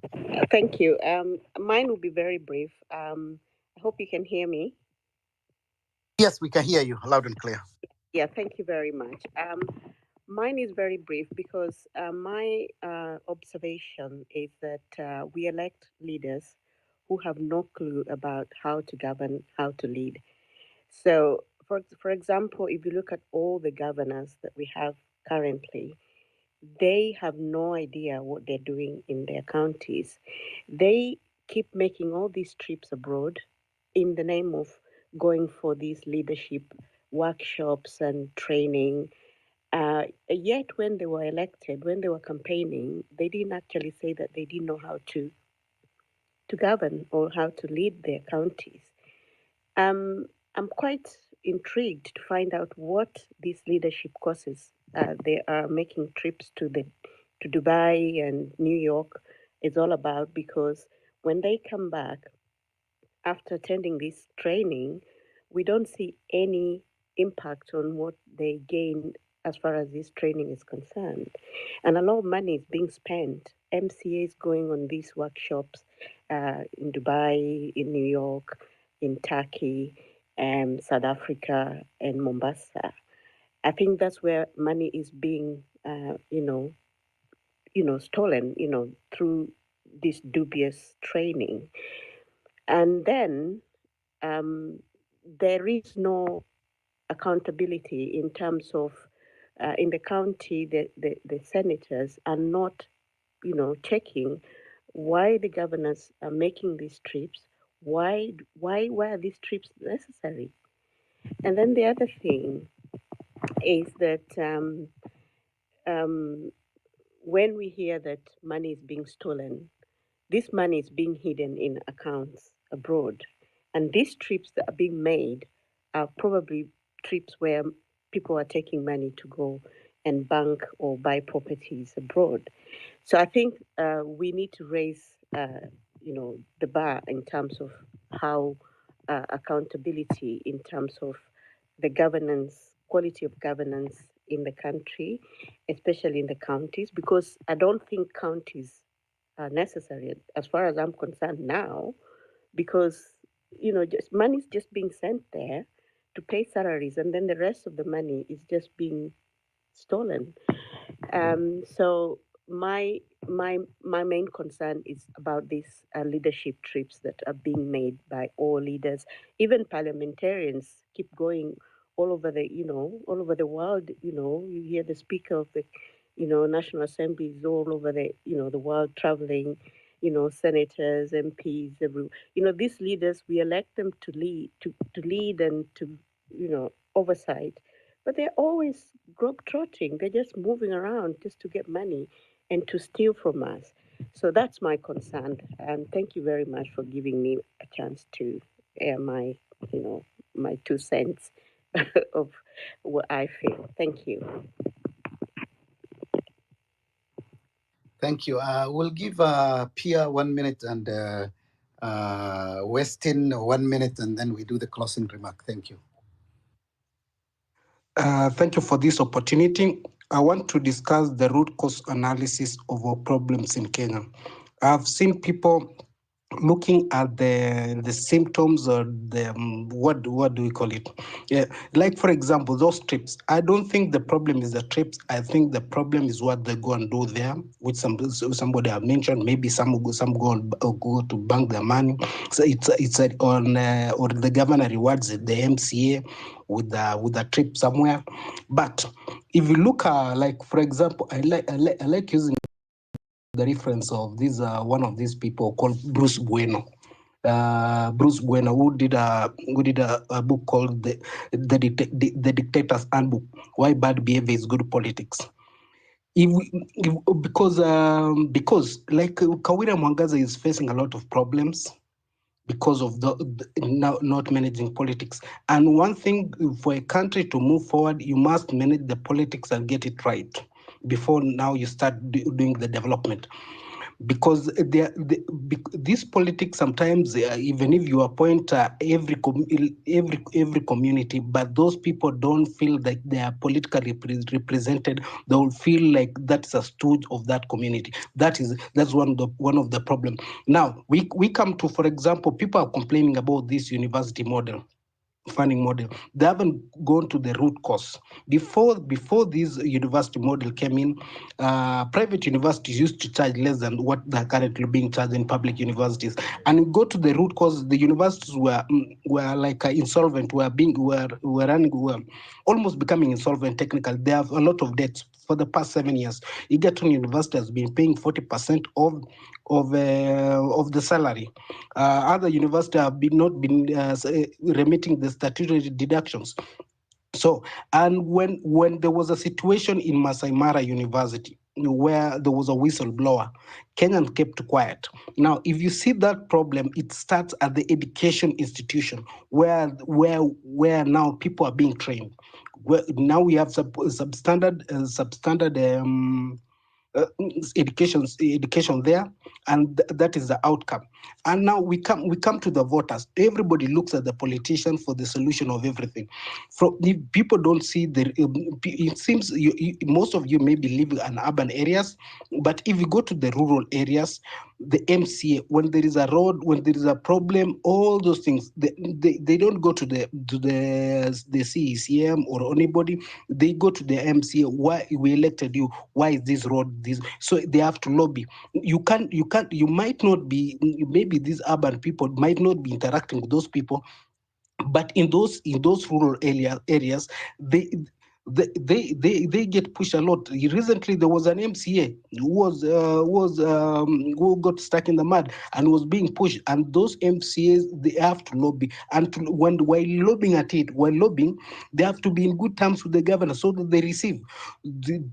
So you see, that's why there are conflicts. There's sometimes conflict between the governor and the MCA. Another thing is that our political process of electing governors and MP is very expensive.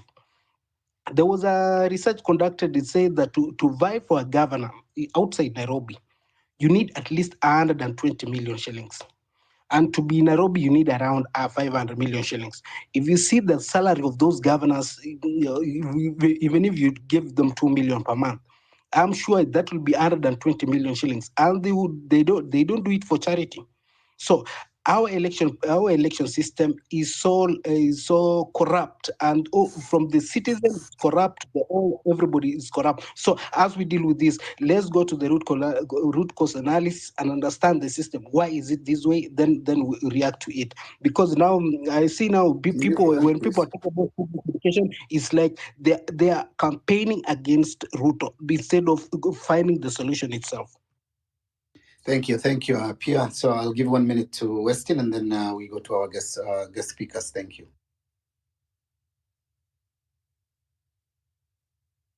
Westin? Okay, I think Westin cannot hear Dr. Maju. You want to give a final comment?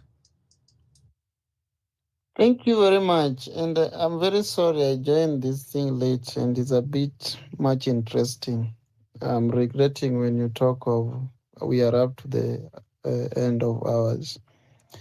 Let me appreciate every.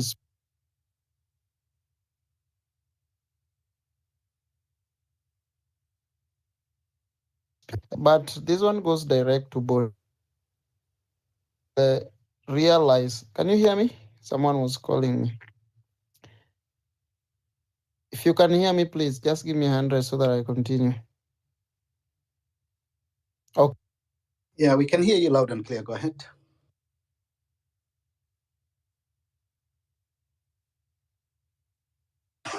Okay, I think we'll. MCAs are very.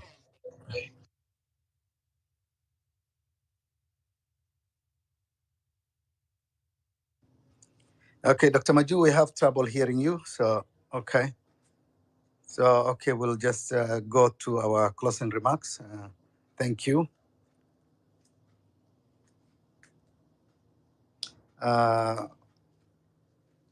Nyakundi, go ahead for your closing remark. Can you hear me? Yes, I can hear you. And thank you very much for this discourse. I think it has been one of the best that we've had in terms of how the issues have come up. Much protected as the national parliament. So you Dr. can hang Maju, around there Dr. Maju, and wait for your yeah, we MCA lost you. to Can you ask just... him when there is a problem. So I think that's another way. And you can't say that. Dr. Maju? Okay, because we lost him. Okay. Nyakundi, go ahead. We lost Dr. Maju. Okay, so my point, I think in making my closing remarks, first of all, I want to appreciate that this has been a very insightful discussion and very enriching from a personal point of view in terms of the ideas that are coming through. But in my closing remarks, I want to say three things. Number one, there is no question that our devolution structure has been misunderstood, and the bad governance issue and the corruption make it look awfully bad in terms of how the lack of services has been inherent upon the Kenyan people who wanted devolution. So I appreciate where those who feel like we need the counties as they are, but I honestly don't think that we need to maintain them in the current structure, because the whole idea has been lost. And most importantly, I think what Boni is talking about is the fact that we need to look at the economic viability of the delineation of those counties. And the economic viability, if you have an area where devolution intended that those counties, the resources will go down so that their economic viability can be unlocked. But then that has not been the case. So we need to ask ourselves, do we continue putting money into the hole and still expect that we'll get a different outcome? That is what we are called upon to do. And in my view, I think we would need to review the structure of devolution and perhaps have regional governments where you can have the revenue structure making sense. And once you have that sorted out, we can then retain the counties as they are as administrative structures for purposes of service delivery and unlocking the economic potential of those units as they were. But in terms of adopting the model that we intended to adopt when we did this structure of government, we have lost it, and we have to retweak it so that it makes sense, so that revenue can be collected, but most importantly, the economic viability of the region can be unlocked. That is what we need to do, and that is how the people can feel. That is how job creation can make sense, and that is how all these things that we are talking about can be practical in the eyes of the people. That said, I want to deal with the second point I want to make. Number one, when Zalendo spoke about presenting petitions to the authorities.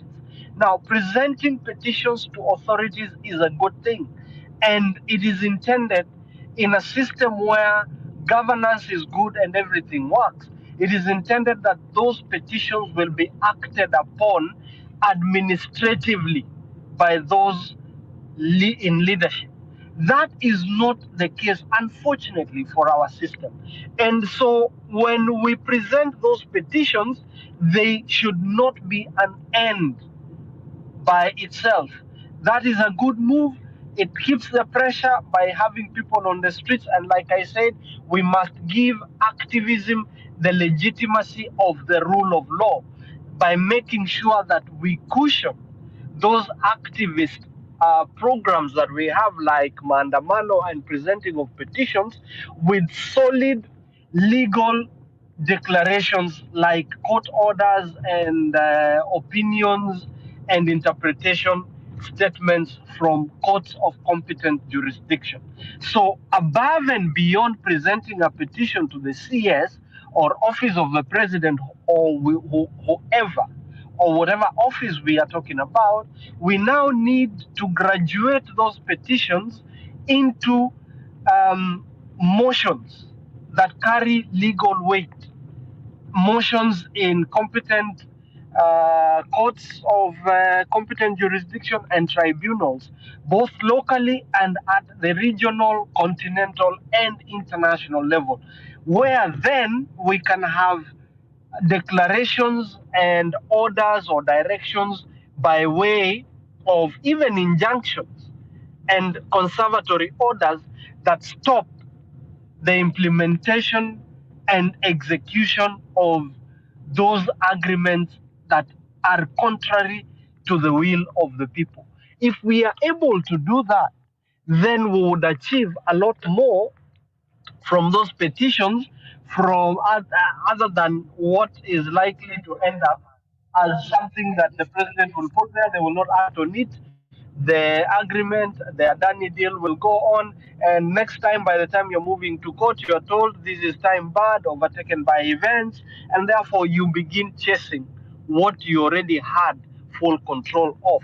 So, Mzalendo, if there is no petition before the High Court by dint of pursuant to Articles 22 and 23 of the Constitution and Article 3 of the Constitution, we need to have that filed as soon as possible so that we can be able to deal with it. Public interest litigation is a right that the people of Kenya have given themselves, and we need to exercise that. And I want to tell you that the more the merrier. The more people we have as parties in this, then the better it is going to be. And along the same lines of petitions, let us also look at doing online petitions and attaching them as evidence of agitation by the people and a lack of public participation thereof, because those are principles that can be that the people need to invoke in being able to get their grievances heard. Now, I want to speak to my last point, which is that as we talk about this corruption and expose the bad governance that we are talking about, we need to ask ourselves, what exactly are we doing to make sure that those in office, and when we sorry, I'm a bit distracted, but that we are able to take action. So the action I'm calling upon us to do is, please reach out to me, please follow us, because unlike what you will get with other media houses, what we are telling our people is that if you tell us something, if you give us information and we publish it on our space, we go beyond that and institute petitions to authorities and move the court substantively by saying this is what is happening, this is the basis of the action that we have taken, and we want the public authorities to take action. Where they don't take action, then we move the courts and we obtain orders, and I'm able to do that, we are able to do that, and we are willing to work with anybody that is willing to also come out and help us, because the work is a lot. Like the biblical analogy goes, mavuno ni mengi, wafanyikazi ni wachache. We want to have many people, we want to encourage many people to join the fight and move it from merely speaking from the rooftop to speaking where it matters and immobilizing corruption and making it impossible for the corrupt to operate, making it impossible for the likes of William Ruto and his people, by who are sending their apologies to platforms like this, to be able to tell us that we shouldn't be calling out William Ruto and his ilk for the ineptitude that they and the incompetence that they have demonstrated. We must be able to resist that temptation. We must be able to stand up and say, hey, Yes, we are not just going to do mandamano, we are also going to meet you in courts. We are going to meet you in places where you do not expect us.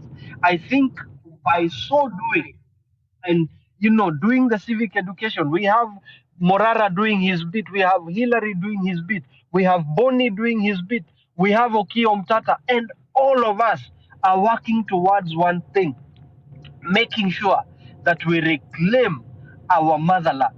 We are not going to allow people to sit back and just talk, because what they are telling people is, our people will get tired, so they allow us to run our time, and then they continue with their looting spree. That is what I am calling upon all of us. It is a concerted effort.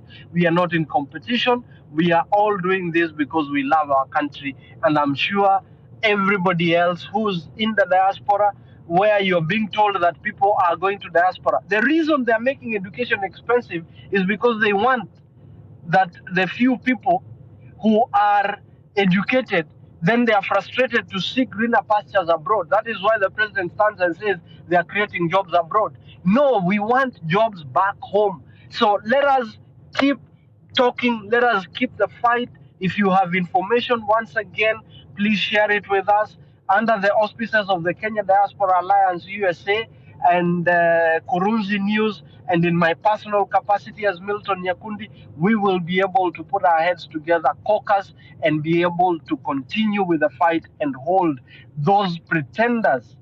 By the way, somebody doesn't become a leader by merely stealing an election and being a holder of an office. Leadership has specific traits and qualities that must be looked at. And I do not merely call somebody a leader just because they are a member of parliament. We must continue to hold them accountable. We must continue with the fight, and we must make sure that only people with the qualities of leadership ascend to leadership when a vacancy occurs. But before those vacancies are there, we must continue with our activism, and we must give it value. We must make it solid enough and have impactful by making sure that we spread it out and speak where it matters and where we can have those substantive declarations and orders, including the courts, locally, continentally, and beyond, even at the international level. Thank you very much, and feel free to engage with me on the sidelines, DM me, reach out to me, and we can be able to help each other in pushing the narrative and the agenda so that we can reclaim our country. And may God bless all of you. God bless our country. God bless. Thank you, Dr. Milton. Final remark for Bonnie. Thank you. Hey, can you hear me? Yes, loud and clear. I appreciate it. So I just want to close by saying the following. I think if we all try to use common sense, try to apply business sense into our politics, we are gonna be better served. And what I mean is this: most of our problems can be solved by just looking at the fact pattern and asking yourself, what does common sense tell you to do, right?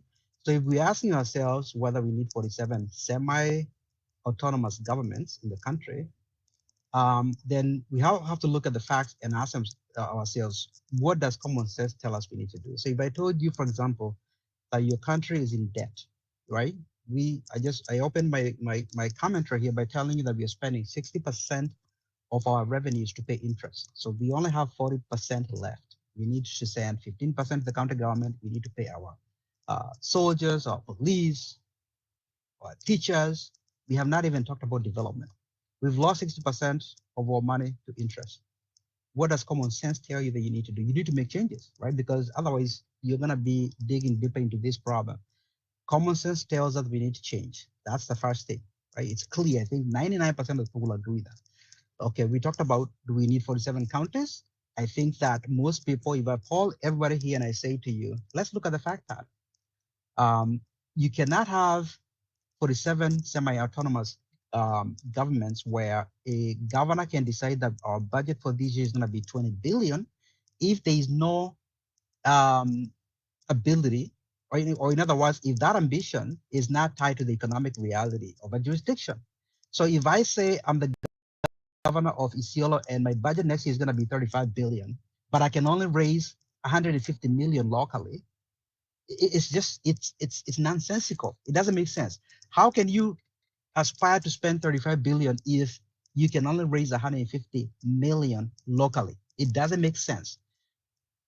If you most people don't know this, if you look at our 47 counties in our country, zero are able to support themselves without opening their hand and asking for a handout. Zero. The country that so the country that supports itself the most is Nairobi County, and it funds itself around 30%. 70% comes from somewhere else, and that's the most vibrant county in our country. The average county is only supporting itself up to 6% of its cost, the cost of running that county government. So think about that. Most of the counties, if you take all the counties and you average them out, they can only support themselves for up to 6%. That's almost like 2 weeks. So if you take, like keep your county and you say, you know what, support yourself, and then when your money runs out, call me. 2 weeks later, they're gonna be calling you and say they need help. That is not sustainable. It doesn't make any sense. Common sense tells you that is not sustainable. So again, let's use common sense. The last point I want to make is this: one individual said that the issue is not trips abroad. Well, I disagree with that, because if you have a job, right? You apply for a job and there is, a list of qualifications that are required, and you come and say, this is what I've done in the past. This is my education, background. This is what I've done. I meet the requirements for this job. These people, when you listen to them with their campaigning, they tell you that they're most qualified for these jobs. If that is the case, common sense will tell you that it doesn't make sense for someone to come in and then every other month they are running from Singapore to Dubai to Switzerland. What is the point? If you tell me that you're qualified for a job, I should not have to spend, a crazy amount of money for you to run around from one country to the next, apparently getting training. It doesn't make sense.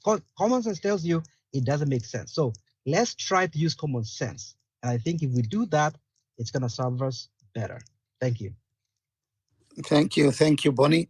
As we bring this insightful conversation to a close, I think it is clear that corruption and bad governance continue to some of the greatest challenges facing Kenya.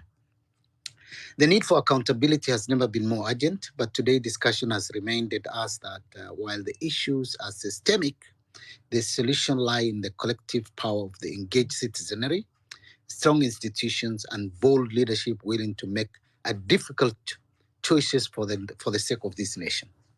It's up to each of us to continue pushing for transparency, reforms, and justice. I think let's not allow this conversation to end here. Instead, let's fuel it to a movement for change. We owe it to the future generation. Leave them a Kenya that is more just, equitable, and accountable.